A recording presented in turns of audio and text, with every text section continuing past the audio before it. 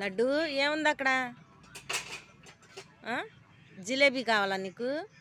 జిలేబీ కోసం చూడు అసలు, అది పడే దాని తంటాలు చూడు అసలు.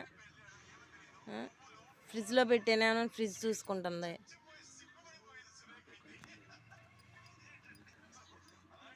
దొరకలేదంట, పడుకుంది.